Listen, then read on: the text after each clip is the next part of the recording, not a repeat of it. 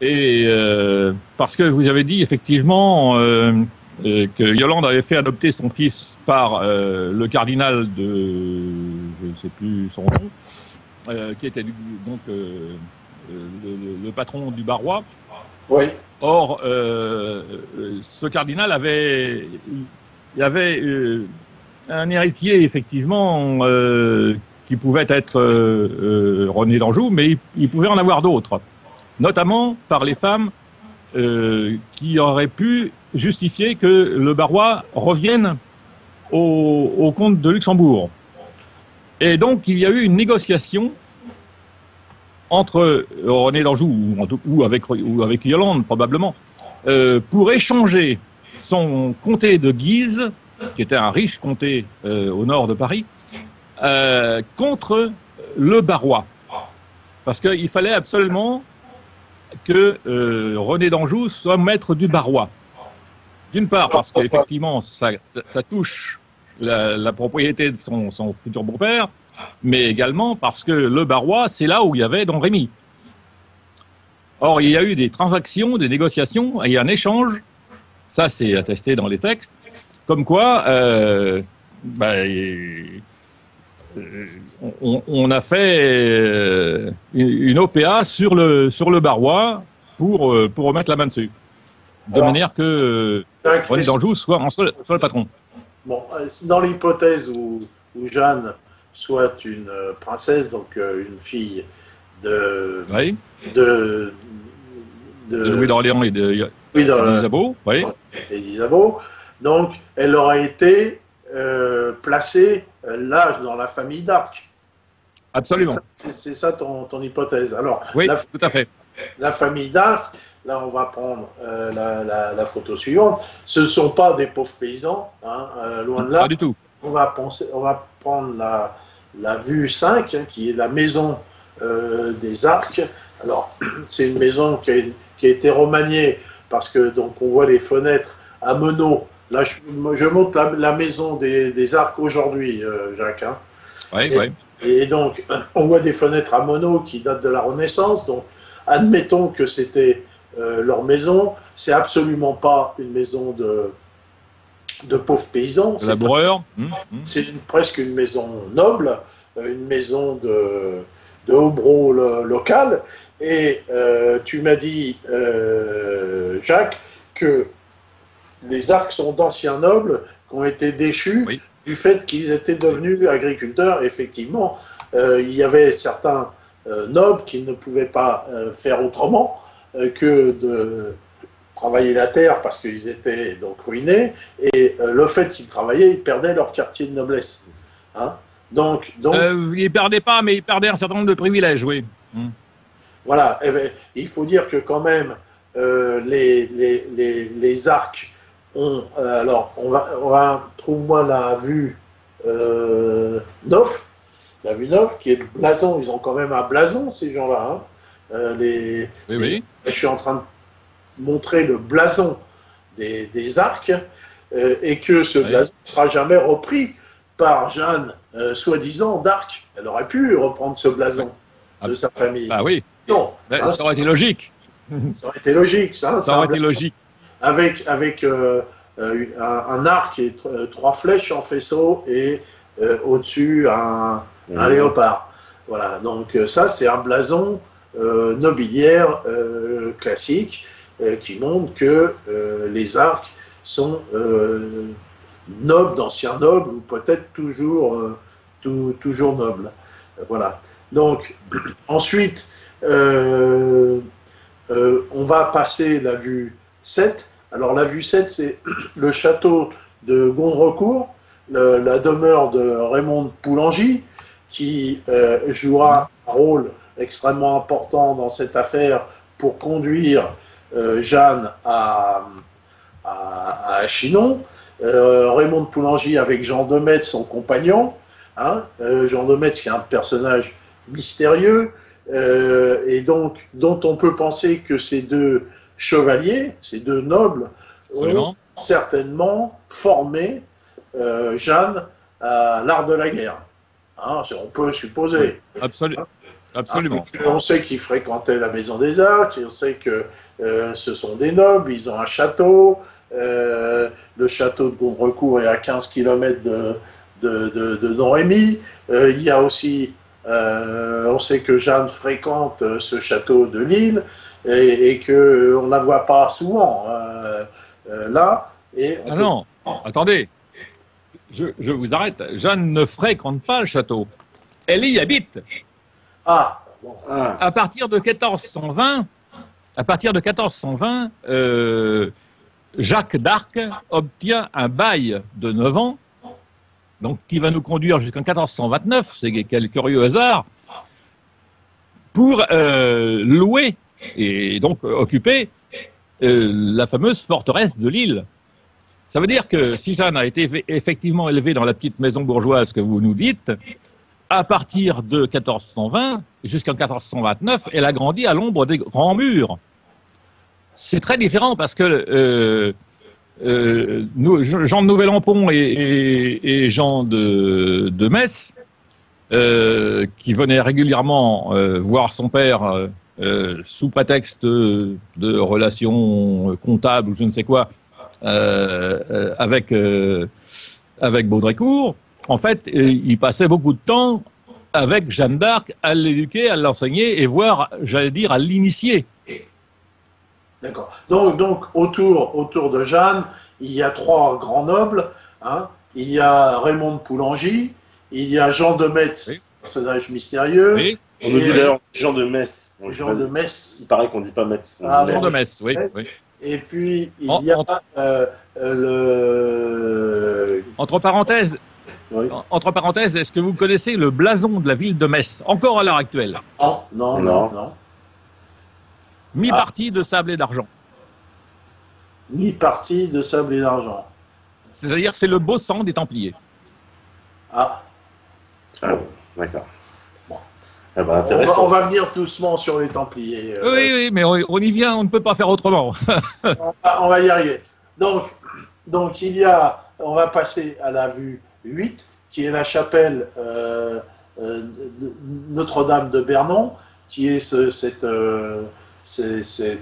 peut dire, cet ermitage dans la montagne où Jeanne va passer beaucoup de temps et que Jeanne, on sait qu'elle était extrêmement proche des franciscains.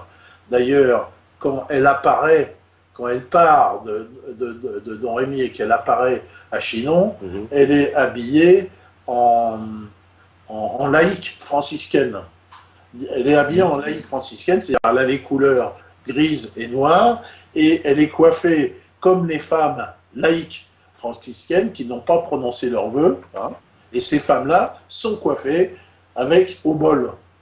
Hein, au bol. Donc, oui. Sa coiffure au bol, c'est une coiffure de franciscaine. Et toujours, ces franciscains, d'ailleurs elle sera toujours entourée de franciscains, ont une idéologie chrétienne bien spécifique, qui est très proche de l'hérésie, hein, parce qu'ils haïssent la hiérarchie catholique, ils n'aiment pas le pape, ils s'en réfèrent à Jésus bien spécifique, qui est très proche de l'hérésie, hein, parce qu'ils haïssent la hiérarchie catholique, ils n'aiment pas le pape, ils s'en réfèrent à Jésus bien spécifique. Voilà. Bon, là on en revient. Un petit problème là, oui. Voilà. Et donc là, on sait que Jeanne a une idéologie chrétienne qu'elle montrera en permanence, qui est une idéologie au moins de mépris par rapport à l'Église officielle, et elle s'en rapporte directement à Jésus, le roi du ciel. Alors on peut penser qu'elle a été formée chrétiennement à cette chapelle Notre-Dame de Bernon. Alors, qu'est-ce que tu en penses, Jacques? La formation religieuse. Moi, j'ai une théorie qui va sans doute décoiffer énormément les dévots. Mais peut-être pas forcément les chrétiens sincères, dans la mesure où je crois que Jeanne était effectivement une fervente de Jésus. mais pas du tout en accord avec le dogme imposé par l'Église en tant qu'hiérarchie. Et encore faut-il savoir de quelle hiérarchie on parle, puisque à l'époque, il y avait quand même 3 papes. Oui, c'est vrai. Et quelque temps plus tard, il se trouve que le comte d'Armagnac, dont je parlerai pour d'autres raisons, a écrit à Jeanne pour lui demander à quel pape il devait obéissance. C'est quand même très curieux qu'un comte, un haut personnage, demande à une bergère qu'est-ce qu'il doit croire. Elle lui a d'ailleurs pas répondu, elle lui a dit « quand je serai à Paris, on verra ». Donc elle s'était réservée. Et d'ailleurs, elle fait souvent des réponses évasives, hein. C'est un peu sa spécialité. Hein. Elle est très très ambiguë dans toutes ses réponses à son procès, on les comprend, on comprend ce qu'on a envie de comprendre. Bon, alors on va un petit peu avancer ou peut-être pas avancer. Bah oui, parce qu'on va faire une petite pause, là, il est l'heure en plus. Il est l'heure pour une petite pause. Bon. On fait une petite pause et on revient à... Ils sont pas encore prêts. Ils sont pas prêts. Bon, alors, c'est Jacques qui va nous continuer à nous parler de la formation religieuse de Jeanne. Pour moi, la formation religieuse de Jeanne, elle est assez suspecte de paganisme. Pour une raison très simple, c'est que d'abord, elle va effectivement danser sous l'arbre de mai, avec qui n'est autre qu'un arbre au fait celtique. Oui. Elle va rendre régulièrement ses grâces, non pas à l'église de Don Rémy, mais à la petite chapelle de Greux, à quelques kilomètres de là, où se trouve une Vierge Noire. Ah. Et oui. Or, les Vierges Noires sont, je dirais, pas une invention, mais la propagation s'en est faite à partir de l'époque templière et de Saint-Bernard. C'est une espèce de décalage par rapport à l'optique vaticane. Alors, de là à en conclure que c'est une païenne, non. Bien au contraire, mais à mon avis, elle ne comprenait pas du tout le message religieux comme voulait le faire entendre l'Église. Ça, c'est clair, elle est totalement hétérodoxe. Hein. Complètement. Et pour ça, je pense qu'elle avait une sérieuse bonne raison, mais je vous le dirai à la fin. D'accord. On reviendra après là-dessus. Je sais pas si la régie est prête là pour faire la pause. Donc Jeanne, totalement hétérodoxe, elle montrera toujours au cours de son procès et de ses rapports avec l'Église. Elle est d'idéologie franciscaine, c'est-à-dire de mépris par rapport à la hiérarchie. Dans son étendard, il y a donc Jésus, donc, il y a l'adoration de Jésus, hein, avant toute chose, c'est-à-dire absolument du Fils et non du Père. Et donc, on a dit aussi qu'elle était jésuite, c'est-à-dire une petite secte franciscaine jésuite qui a été créée par Saint Colombini. Et donc, de l'autre côté de son étendard, il y a une colombe qui peut rappeler son adhésion à la secte des jésuites, cette secte justement qui n'adore que Jésus, et non pas la Trinité et le dogme officiel catholique. Voilà, donc dans tous ces rapports, on aura... Bon.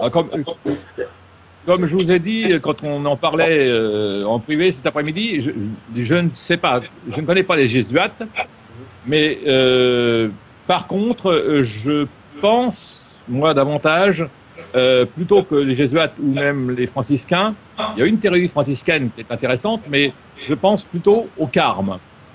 Mais on n'est pas loin, c'est un peu le même fil philosophique, je dirais. Ouais.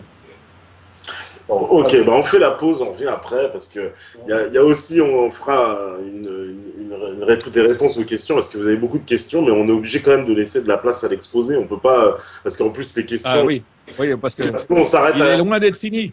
Voilà, on s'arrête tous les 5 minutes pour poser une question. J'ai vu, il y a pas mal de questions où on demande des précisions sur certaines choses, mais ça va être dur d'à chaque fois interrompre systématiquement. Il faudra qu'on fasse d'abord un exposé, puis ensuite on reviendra sur les questions. Donc on fait la pause. On va passer un fragment d'un film de Arte sur Jeanne, qui est pas trop mal, qui relate bien un petit peu les choses. Hein, et donc c'est ce fragment qui montre Jeanne qui arrive à Chinon et qui a d'abord qui est interrogé par un certain nombre de docteurs de l'Église, en premier, d'ailleurs qui se moquent d'eux. Il y en a un qui parle mal le français, et donc là on voit que elle maîtrise parfaitement bien la langue de cour, et le français c'est un truc curieux pour une bergère, et donc on voit dans le film à la fin qu'à Blois, donc on lui donne une armure et une armée, et que ça se termine par la scène où elle chasse les folles femmes, hein, parce que dans toutes les armées de l'époque, il y avait des lots de prostituées, et donc elle les chasse de cette armée. Voilà. Eh ben, on va suivre ça, et puis on revient juste après. À tout à l'heure. Tout de suite, à vous la régie. Voilà, on est en direct. Alors. Est-ce que Jacques est avec nous? Est-ce que Jacques est avec nous? Non, il n'est pas avec nous encore. Bon, alors appelez Jacques, et là je fais la suite. On va essayer un peu d'accélérer, parce que finalement, pour parler de Jeanne la Pucelle, il faudrait beaucoup plus de temps encore. Donc on va ici un petit peu passer sur son... Alors on a vu un bout de film, hein, où on voit l'arrivée de Jeanne à Chinon, sa rencontre avec Yolande d'Aragon, le fait qu'elle est examinée par des prêtres qui l'interrogent une première fois pour voir si elle est réellement dans l'orthodoxie chrétienne, et puis on lui donne une armure. On voit on va parler plus tard de l'épisode de l'épée, et donc on la voit à la fin chasser les folles femmes, hein, les prostituées de son armée. Elle ne veut pas entendre parler. Et d'ailleurs, alors c'était quoi? C'était les prostituées. Alors ça aussi. Les folles femmes à l'époque, c'est les prostituées qui suivaient les armées dans des chariots. Des prostituées, comme tout simplement. Voilà. Vous pensez au djihad de Syrie Non, voilà, c'est des prostituées qui suivaient l'armée, donc elle ne veut pas en entendre parler, et donc elle les chasse. Donc on va essayer d'accélérer le mouvement. Donc là, on voit, donc elle part à Chinon, finalement, après certaines péripéties, dont une première quand même, quelque chose d'important, c'est qu'avant de partir à Chinon, elle va visiter le duc de Lorraine. Hein, le duc de Lorraine, pourquoi elle va voir le duc de Lorraine? Et puis là, elle court une lance. Alors souvent, il y aura ce terme-là, elle court une lance, et donc en fait elle fait un exercice à la lance contre les arbres, et donc le duc de Lorraine est émerveillé et lui offre un cheval. Elle couche une lance, hein, c'est pas non, elle couche une lance. Donc c'est le terme habituel utilisé à l'époque pour une charge à la lance. Donc c'est quelque chose où il faut une très grande habitude. Hein, voilà. Et donc on lui offre un cheval, et finalement la légende dit qu'elle aura plusieurs voyages à vos couleurs. Ça, on n'en sait trop rien si c'est vrai, mais toujours est-il que c'est le messager royal lui-même, Collet de Vienne, qui vient la chercher. Donc on vient la chercher. Hein, Jeanne. Et donc là, si on monte la vue 10, on voit en gros comment elle est vêtue quand elle part. Hein, donc elle est vêtue en habit d'homme, avec l'épée au côté. Elle est en gris et en noir, et elle a une coiffure qui est celle des promises pas aux jésuites, mais aux franciscains. Voilà, c'est-à-dire la coiffure typique du bol. Donc elle part avec Bertrand de Poulengy, avec Jean de Metz, Collet de Vienne, et donc il y a environ 500 km à peu près hein, de parcours dans dans une zone qui est une zone hostile, et donc c'est une très très longue marche. Elle met une quinzaine de jours pour arriver, non pas, alors là aussi je donnerai la parole à Jacques, parce qu'il y a l'épisode de l'épée, vous avez vu dans la petite vidéo qu'on a montrée, qu'on trouve une épée. Alors, elle arrive non pas à Chinon, mais elle arrive à Sainte-Catherine de Fierbois, qui est un endroit mythique. Alors, donc là, il y a un peu une différence entre le mythe et la réalité. On dit que Sainte-Catherine de Fierbois, c'est l'endroit où Charles Martel aurait arrêté les Sarrasins, c'est au nord de Poitiers, et que là, on aurait construit une chapelle, et que finalement... existeraient là des épées des temps mérovingiens ayant appartenu aux guerriers qui ont arrêté les Arabes. Donc là, il y a dans le mythe johannique, il y a aussi un symbole national de l'arrêt de l'invasion. Bon. Donc, elle passe de jour. Catherine de Fierbois, elle écrit au roi de France qu'elle va arriver, et elle arrive à Chinon. Elle arrive à Chinon. Donc on va passer on va aller plus vite. Hein. Si on trouve le château de Chinon, bon, on le trouve pas. Donc elle arrive à Chinon. Si vous le trouvez, vous le passez, peu importe. Et elle n'est pas reçue directement par Charles VII, elle rencontre Yolande d'Aragon en premier. On le voit dans le petit bout de film, qu'est-ce qu'ils se disent, peut-être qu'elle est briefée par Yolande sur effectivement la réalité du roi, qui est le roi, comment elle va le reconnaître.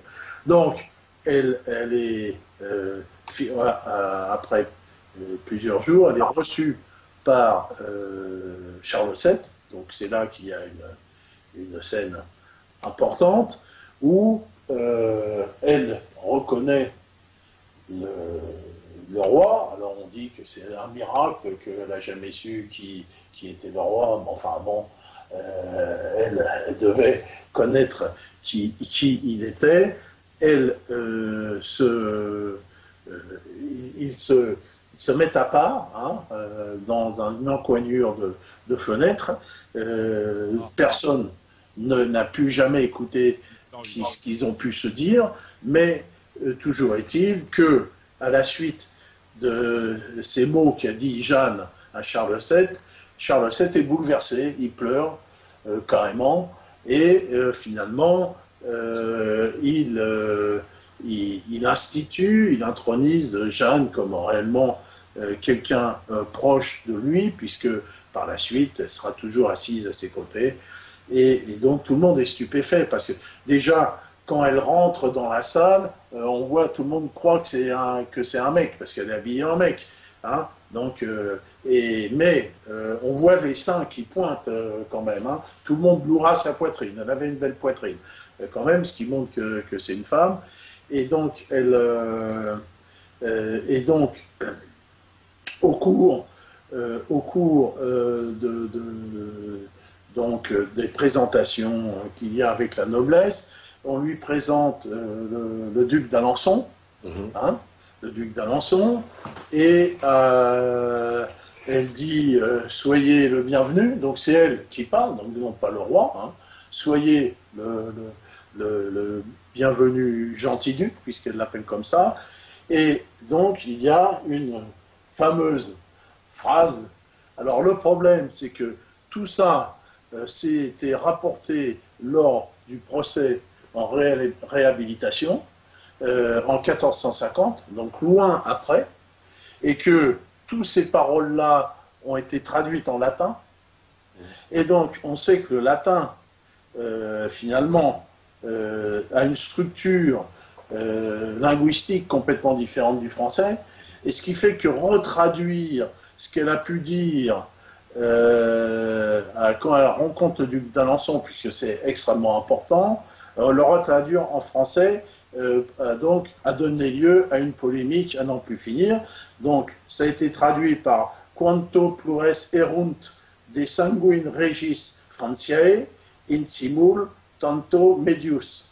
Donc ce qu'on peut traduire peut-être de plusieurs manières, c'est autant nous serons de sang français, mieux cela sera. Alors là, donc Jacques va nous dire quelques mots là-dessus, pas trop parce il faut qu'on aille plus vite. Alors qu'est-ce que tu penses de ces paroles de Jeanne et qu'est-ce que ça veut dire au duc d'Alençon? Oui, oui. Il y a un truc très simple, c'est qu'il n'y a pas le pronom nominal, pardon. Nous, c'est la traduction, c'est quand nous serons ensemble, etc. Or, seront, en français, peut s'écrire seront, S-E-R-O-N-T, S-E-R-O-N-S. Et toute la différence est là. D'accord. Voilà. Donc, on peut traduire les gens, soit les johannistes orthodoxes, ils traduisent par tant ils seront de sang français, donc voilà. Ça manque. Hein, et ceux qui pensent que Jeanne est de sang royal traduisent par tant nous serons de sang français. Et il faut dire que de ce latin-là, est-ce qu'on peut donner les deux versions ou non? Il faut s'attacher à d'autres paramètres pour pouvoir trancher. Oui. Mais bon, là, dans le livre que j'ai de Christian Borromée, pour lui, ça fait aucun doute. C'est que il dit, ayant bien étudié la question, c'est tant nous serons de sang français, hein, de sang royal, de sang royal français, hein, sanguine régis. Mon avis. Voilà. Donc c'est voilà. Donc ça c'est une phrase extrêmement importante qui a donné lieu à des polémiques à n'en plus finir, puisque tout le monde s'est posé la question de savoir qu'est-ce qu'a pu dire Jeanne à Charles VII. Moi je dis, personne ne sait, personne ne saura. Donc c'est pas la peine d'épiloguer là-dessus, parce qu'on peut dire tout ce qu'on veut. Hein. Alors, la problématique, évidemment, c'était la paternité de Charles VII. Hein. Donc, était-il le fils de Charles VI ou de Louis d'Orléans? Il y a de très fortes chances qu'il fût le fils de Louis d'Orléans. Hein. Et donc, Louis XI, son fils, disait à qui voulait l'entendre, je ne sais absolument pas de quel homme je descends, tant ma grand-mère était une grande putain. C'est ce qu'il disait de sa grand-mère. Bon, voilà, donc finalement, mais Louis d'Orléans est aussi de sang royal, et donc ça change, à mon avis, pas grand-chose quant à la descendance valois de la suite, finalement. Donc voilà. Donc qu'est-ce qu'il a pu lui dire? Je ne sais pas si toi tu peux dire quelque chose sur ce que Jeanne a pu dire à Charles VII. Jacques? À mon avis, elle lui a simplement révélé le secret de sa naissance à lui comme à elle. C'est-à-dire, en fait, qu'ils étaient frères et sœurs à 100%. Alors, ça devait être effectivement quelque chose de très important, parce que la chronique rapporte que Charles VII est réellement bouleversé. Il pleure. Hein, et par la suite, il se comporte quasiment comme frère et sœur. Hein, après, voilà. Probablement, il l'était-il à 100%. Mais l'histoire de la bergère, alors là, ça tient pas debout, franchement. Alors, on va essayer d'aller plus vite. On va passer à la fameuse épée. Ça, c'est important. Et aux armes qui ont été attribuées à Jeanne la Pucelle, puisqu'elle ne prend pas les armes d'arc. Hein, elle va prendre les armes. Si vous trouvez la vue 29, qui est le blason 28 et 29, hein, qui est le certificat des armes de Jeanne et son blason, parce qu'il est extrêmement significatif, ce blason. Hein, Jacques, tu l'as en tête, ce fameux blason. Oui, couronné voilà. avec donc l'histoire de chaque côté, oui, oui.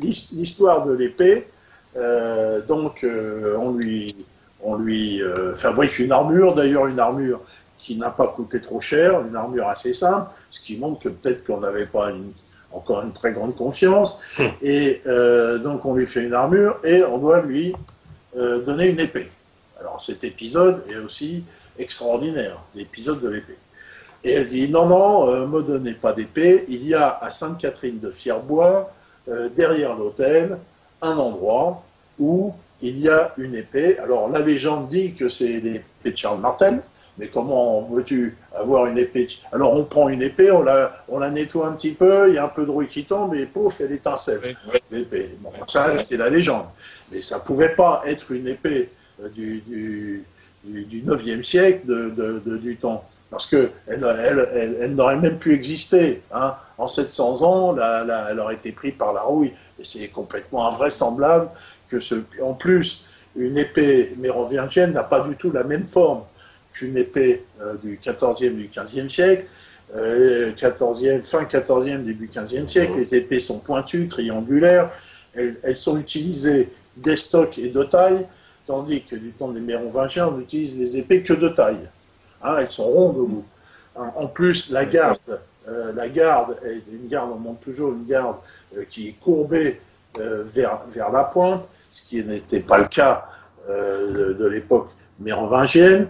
Et finalement, une autre thèse que va nous expliquer Jacques, c'est qui est complètement plausible historiquement, c'est que c'était l'épée de Du Guesclin. Hein, alors Jeanne était proche de la famille des Laval et des Du Guesclin, très très proche, et donc ce qui montre aussi son environnement dans on va dire dans le patriotisme français, hein, puisque clairement.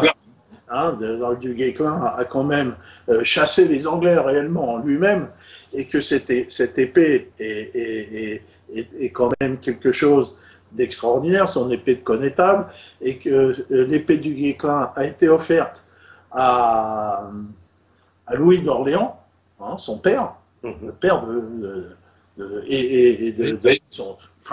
son soi-disant, enfin, c'est ce qu'on pense être son père, et que finalement, le gendre de Louis d'Orléans l'aurait, à la mort par assassinat de Louis d'Orléans, l'aurait déposé, donc ça c'est parfaitement historique, en ex-voto à Sainte-Catherine de Fierbois. Oui. Donc en fait, Jeanne va rechercher l'épée de Du Guesclin. C'est bien l'épée de Du Guesclin qu'elle recherche. Et que c'est l'épée de la France et de la chef de guerre de France. Et c'est cette épée, donc on voit, donc si vous pouvez vraiment passer cette vue 29, j'espère que ça marche, parce que ça c'est important de montrer le blason de Jeanne. Donc je le décris, donc c'est une épée donc triangulaire pointue, donc qui est d'époque, et qui passe au travers d'une couronne renversée, culbutée. Oui. La couronne est renversée. L'épée soutient la couronne. Voilà, et donc il y a cette épée dressée, c'est un symbole phallique. Hein, et donc cette épée de Du Guesclin offerte par son père, et la couronne, on peut penser que c'est la couronne de sa mère. Donc on voit bien que ici, il y a une connotation sexuelle complète. Moi, ça m'a frappé. Hein, ça passe l'image, c'est important de l'avoir. C'est le truc qui m'a frappé le plus. Et il y a deux côtés, deux fleurs de lys. Alors quand on voit ça.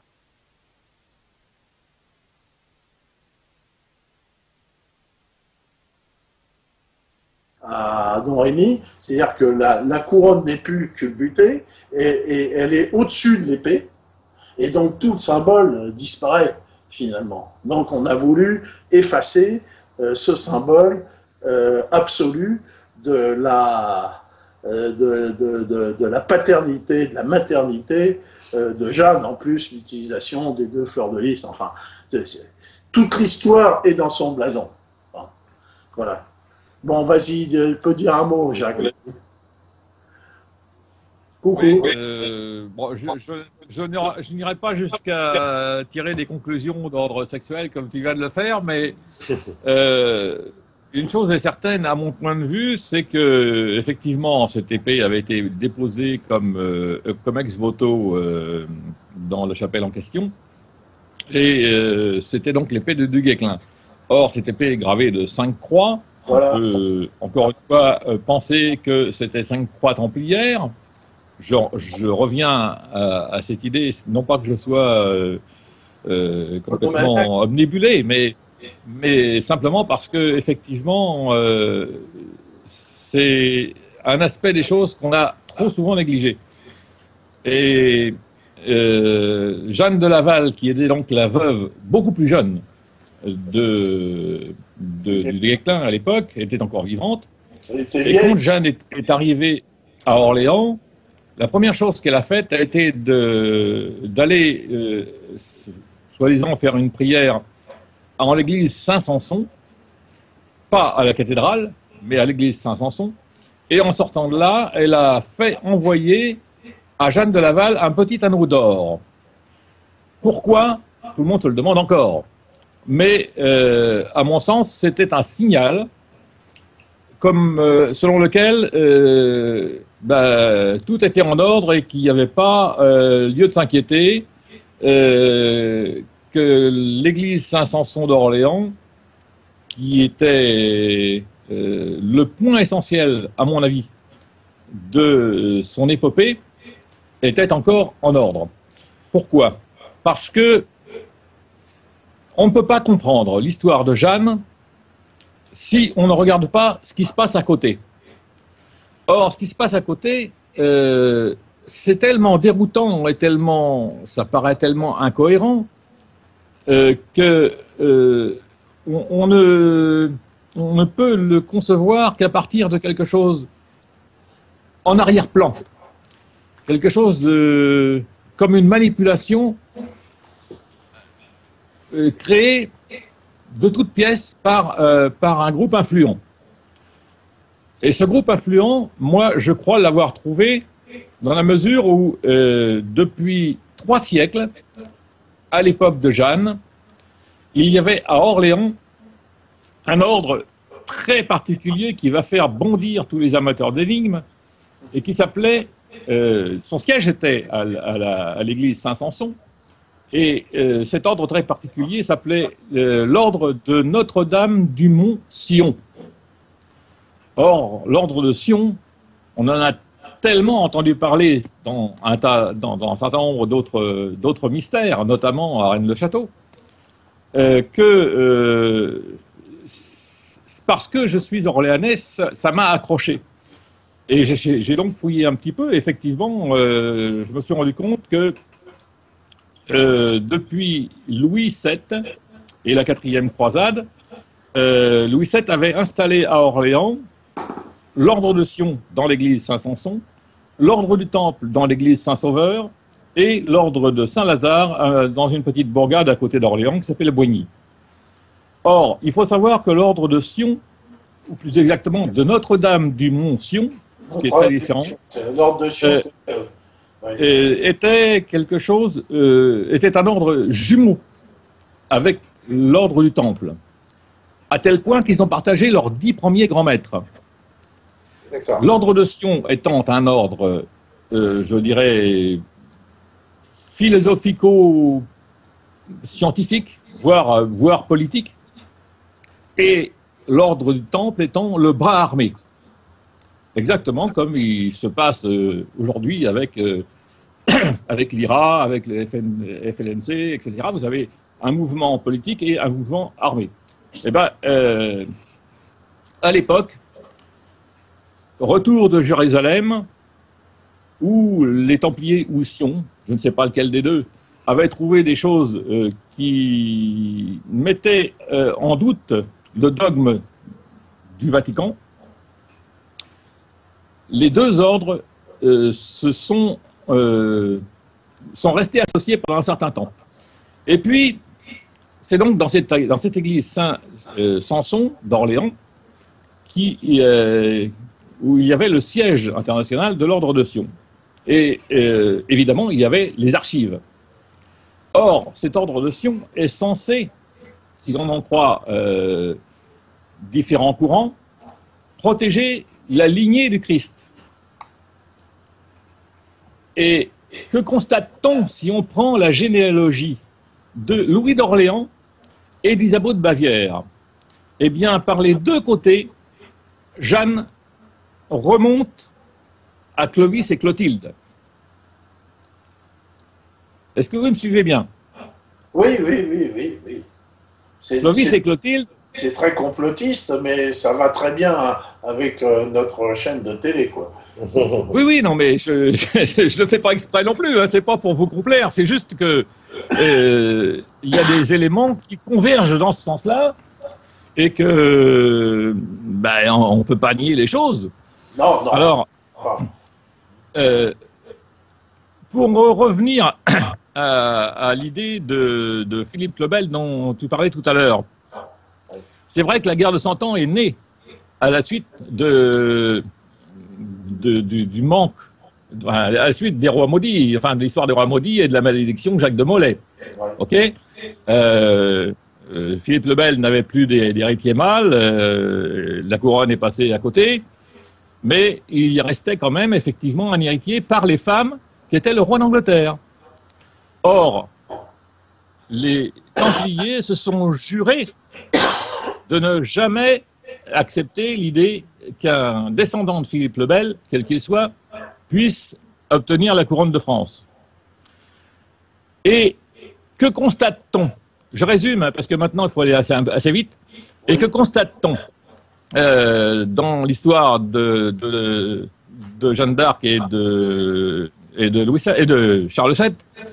C'est que d'un côté, on a effectivement les Anglais et les Bourguignons qui sont justifiés, les Bourguignons, à prétendre éventuellement à la couronne. Mais de l'autre côté, on a ce qu'on appelle les Orléans et surtout les Armagnacs. Or, il n'y a pas, que je sache, aucun prétendant d'Armagnac à la couronne de France. Mais on l'apprendra beaucoup plus tard, sous Napoléon. Un certain Fabré Palaprat dévoilera ce qu'on appellera la charte de l'Arminius. Et qu'est-ce que c'est cette charte de l'Arminius? Eh bien, c'est ni plus ni moins que la liste de tous les grands maîtres de Templiers qui se sont succédés après Jacques de Molay. Après le bûcher de l'île aux Juifs à Paris. Et dans cette liste, eh ben, on constate un certain nombre de noms, notamment celui de Duguesclin. Duguesclin, qui est pratiquement l'un des plus importants personnages de l'histoire de France après Jeanne d'Arc, en fait, qui était avant, puisque c'est 50 ans avant à peu près, était donc, selon cette liste, le grand maître du temple occulté. Et à mon avis, c'est pas par hasard si il a été nommé Maréchal de France. Pas maréchal de Connétable. Oui, connétable. Voilà. Et c'est pas non plus un hasard s'il a pu entraîner à sa suite de manière assez difficile à comprendre ces soi-disant bandes de soldats égarés qui payaient la France. C'est pas non plus par hasard si sa rançon a été évaluée à celle d'un roi. Et quand il disait, même les fileuses de France se feront un plaisir, effectivement, de... Et puis, je te coupe juste 30 secondes. Moi qui Ouais. habite Saint-Denis, je croise du Guesclin presque tous les jours parce que je vais à la Eh bataille oui, tout le temps. Et c'est le seul qui ne soit pas de sang royal, qui soit à la exactement. bataille de Saint-Denis. Hein. Exactement, parce qu'il avait rang équivalent. Or, que trouve-t-on également à la suite du Guesclin dans cette fameuse charte de l'Arminius? Eh bien, à l'époque de Jeanne d'Arc, on trouve 3 comtes d'Armagnac qui se sont succédés au magistère, c'est-à-dire en tant que grand maître du temple, au moment de Jeanne d'Arc. Et là, on comprend d'un seul coup les choses complètement différemment. Parce que si effectivement, on peut dire les Armagnac étaient avec Charles VII, mais qu'à la place d'Armagnac, on remplace le mot par grand maître du temple, les Templiers sont avec Charles VII. Et là, on explique tout. Parce qu'effectivement, il n'était pas question pour eux d'accepter qu'un roi d'Angleterre, descendant de Philippe le Bel, accède à la couronne de France.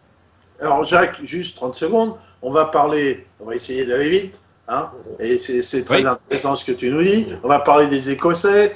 On dit qu'il y a à peu près 600 Écossais qui sont à Orléans. Dans la ville d'Orléans, oui. Et donc, on sait que les Écossais ont combattu vaillamment aux côtés des Français, que même Charles aura une garde écossaise et que vont s'établir d'ailleurs en France. Hein, oui. Voilà. Donc, et pourquoi écossaise? Parce que à la suite de l'abolition du temple, le 13 octobre 1407, beaucoup de Templiers se sont réfugiés en Écosse. Allô? Oui, oui, alors, bon. Donc c'était normal en fait de retrouver les Templiers dans l'armée aux côtés de Jeanne d'Arc parce que justement par rapport à ce rapport avec les Templiers, c'est pour ça qu'on retrouve les alors Écossais. on sait effectivement d'ailleurs que dans Orléans, il y a des gens de l'ordre de Rhodes. Alors je ne sais pas quel est l'ordre de Rhodes. C'est Templiers. Ce sont les Templiers. Et donc même dans la chronique de la libération d'Orléans, quand l'armée de Jeanne prend le fort des Tournelles, hein, d'un côté, donc les habitants d'Orléans voient que finalement les Français vont vaincre les Anglais, donc le pont d'Orléans, vous pouvez passe la vue 22 par exemple, hein, le pont dont on a abattu des arches pour empêcher les Anglais d'arriver, eh bien le premier à passer sur les planches qu'on a mis, c'est un chevalier de l'ordre de Rhodes. C'est la chronique qui le dit, hein, qui est le premier à rentrer dans les tournelles de l'autre côté. Voilà. Bon, tout ça, évidemment, va dans ce sens-là. Et effectivement, c'est une thèse. En fait, il y a dans cette affaire un lien global entre Jeanne, les Armagnac, la maison d'Anjou, puisque les Anglais vont la traiter de putain d'Armagnac, putain des Armagnac. Quand elle va aller à Orléans sur le pont et parler avec Glasdale ou Glacidas, là, on va la traiter de putain d'Armagnac. Donc le lien avec du Guesclin qui est attesté, donc la famille Laval, complètement. Tout ça, c'est historique, c'est pas du flan, c'est pas des histoires. L'histoire de l'épée de Fierbois mis en ex-voto, l'épée du Guesclin, tout ça avec les cinq croix. D'ailleurs, on ne sait pas ce qu'est devenu cette épée. On dit qu'elle l'aurait cassée sur le dos d'une prostituée, mais enfin, ça paraît invraisemblable. Mais bon, cette épée a disparu. Et donc, il y a là un lien global qu'on arrive finalement à comprendre, puisque même, ce que tu m'as dit, je ne sais pas si tu l'as redit, que René d'Anjou, il était grand maître aussi de cet ordre-là? Pas des Templiers, non, mais de l'ordre de Sion. Ah, de l'ordre de Sion. Mais l'ordre de Sion, c'est un ordre qui est parallèle à l'ordre du Temple. Et comme je l'ai expliqué, c'était Face politique. la tête et le temple était le bras.